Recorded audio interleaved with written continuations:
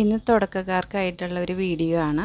അപ്പം എങ്ങനെ ഇത്ര സോഫ്റ്റായിട്ട് നല്ല വൈറ്റ് കളറിൽ നല്ല മണത്തോടെയുള്ള ഒരു അപ്പം എങ്ങനെ ഉണ്ടാക്കാമെന്നാണ് കേട്ടോ കാണിക്കുന്നത്. അപ്പോൾ ഞാനൊരു മീഡിയം വലുപ്പത്തിലുള്ള നാളികേരം പൊട്ടിച്ച് അതിൻ്റെ നാളികേരത്തിൻ്റെ വെള്ളം അത് അരിച്ചെടുത്ത് മാറ്റി വെച്ചിട്ടുണ്ട്.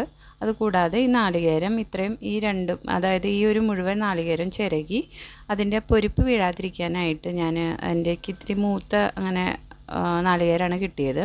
അപ്പോൾ അതിനെ പൊരിപ്പ് വീഴാതിരിക്കാനായിട്ട് സ്പൂൺ കൊണ്ട് ലാസ്റ്റ് പോർഷനൊന്ന് ചിരണ്ടി എടുക്കുകയാണ് കേട്ടോ.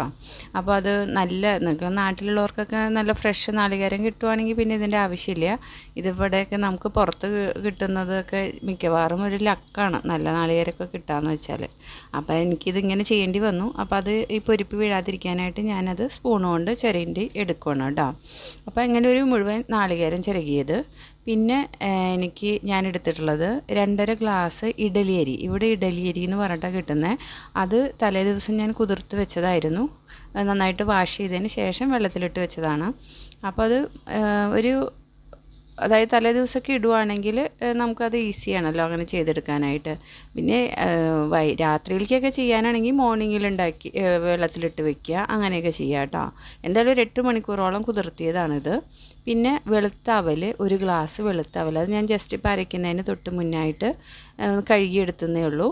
അപ്പോൾ 1 ഗ്ലാസ് വെളുത്ത അവൽ, 1 നാളികേരം, അതിൻ്റെ വെള്ളം, ഇതൊക്കെയാണ് ഇതിൻ്റെ അളവ് ഞാൻ പറയുന്നത്. പിന്നെ 2.5 ഗ്ലാസ് ഇഡലിയരി കുതിർത്തിയത്. പിന്നെ വേണ്ടത്, ഇപ്പം ഞാനൊരു മിക്സറിൻ്റെ ബൗളിലേക്ക് ഹാഫ് പോർഷനോളമാണ് എല്ലാം കൂടി എടുക്കുന്നത് അരയ്ക്കാനായിട്ട്. അപ്പോൾ അതിനകത്തേക്ക് ഇപ്പോൾ ഈ അരി ചേർത്തു, അതുകൂടാതെ അവിൽ ചേർത്തു, നാളികേരം ചേർത്തു. ഇപ്പം ഞാൻ ഫെനൽ സീഡ്സ്, അതായത് നമ്മുടെ പെരുംജീരകം, അത് ഇത്തിരി ഈ അപ്പത്തിന് മണം തരുന്നതാണ്, അതിന് വേണ്ടിയിട്ടാണ് അത് ചേർക്കുന്നത്.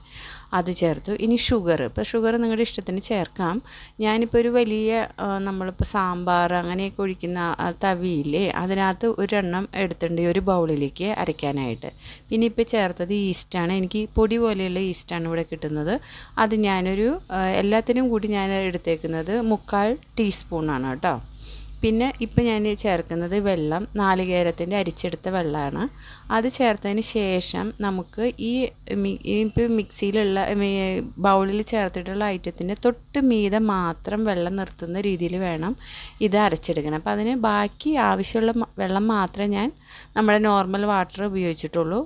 അപ്പോൾ അത് ഇപ്പോൾ ഇത് ഫസ്റ്റത്തെ ഒരു തവണയാണ് ഇത് അരയ്ക്കുന്നത്. ഇനിയിപ്പം ബാക്കി രണ്ടാമത് നമ്മൾ അരയ്ക്കുമ്പോൾ വെള്ളം ചേർത്തിട്ട് തന്നെ അരയ്ക്കുക. പക്ഷേ അതിൻ്റെ ക്വാണ്ടിറ്റിയാണ് ഞാൻ പറയുന്നത്. ഇതിൻ്റെ മീതെ മാത്രം വെള്ളം നിർത്തിയിട്ട് വേണം അരയ്ക്കാൻ. അതായത് ഇതിനകത്ത് ഷുഗർ ചേരുന്നുണ്ട്. അപ്പോൾ ഈ ബാറ്റർ വല്ലാതെ ലൂസായി പോകാൻ പാടില്ല. അതുകൊണ്ടാണ് അത് എടുത്ത് പറയുന്നത് കേട്ടോ. എൻ്റെ ഇപ്പോൾ ഈ പാത്രത്തിലൊക്കെ ഞാൻ അരച്ചെടുത്തു. പക്ഷേ അത് എൻ്റെ പാത്രത്തിൻ്റെ സൈസ് ഇത്തിരി ചെറുതാണ്. അപ്പോൾ ഇത് വീർത്ത് വരുമ്പോൾ ഇതിൻ്റെ പുറത്ത് പോകാൻ ചാൻസ് ഉണ്ട്. അപ്പോൾ ഞാനിതൊന്ന് പാത്രം ഒന്ന് മാറ്റും. അപ്പോൾ ഈ സമയത്ത് നമുക്കൊരു 1/2 ടീസ്പൂൺ ഉപ്പ് ചേർക്കാം. ഉപ്പും കൂടി ചേർത്ത് നന്നായിട്ട് മിക്സ് ചെയ്തിട്ട് എടുത്ത് വയ്ക്കുക. അപ്പോൾ നിങ്ങൾ എടുക്കുമ്പോൾ ഒരു വലിയ പാത്രത്തിലേക്ക് തന്നെ എടുക്കുക.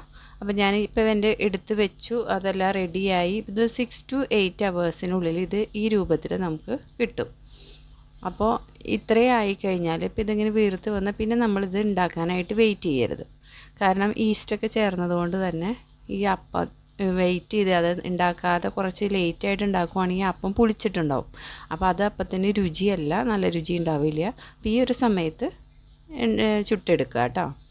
അപ്പോൾ അത് നല്ല അറയായിട്ടുള്ള നല്ല സോഫ്റ്റായിട്ടുള്ള പാലപ്പം ഈ രീതിയിൽ ഉണ്ടാക്കിയെടുക്കുക. അപ്പോൾ ഇതെല്ലാവരും ഒന്ന് ട്രൈ ചെയ്ത് നോക്കുക. Okay, thank you.